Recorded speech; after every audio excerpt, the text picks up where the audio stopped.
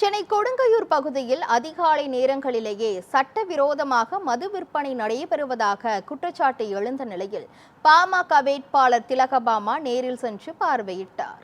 அரசு மதுபான கடைகள் மூடப்பட்ட பின்னரும் ஒரு தனியார் பார் மூலம் அதிக விலையில் மது விற்பனை நடைபெற்று வருவதாகவும் அனைத்து வகை மதுபானங்களும் தடையின்றி கிடைப்பதாகவும் கூறப்படுகிறது.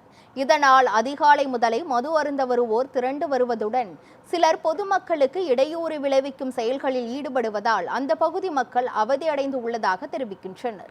இந்த விவகாரம் குறித்து பலமுறை காவல்துறையிடம் புகார் அளித்தும் நடவடிக்கை எடுக்கப்படவில்லை என்றும் அரசியல் ஆதரவுடன் இந்த விற்பனை நடைபெறுகிறதா என்ற சந்தேகம் எழுந்து உள்ளதாக கூறப்படுகிறது. இந்த நிலையில் பாமக வேட்பாளர் திலகபாமா சம்பவ இடத்திற்கு நேரில் சென்று பார்வையிட்டார். அப்போது சட்டவிரோத மது விற்பனை நடைபெறுவதை கண்ட அவர் உடனடி நடவடிக்கை எடுக்க அதிகாரிகளிடம் கோரிக்கை விடுத்தார். இந்த சம்பவத்தில் தலையிட்டு நடவடிக்கை கோரியதற்காக பொதுமக்கள் குறிப்பாக பெண்கள் அவருக்கு பாராட்டு தெரிவித்தனர்.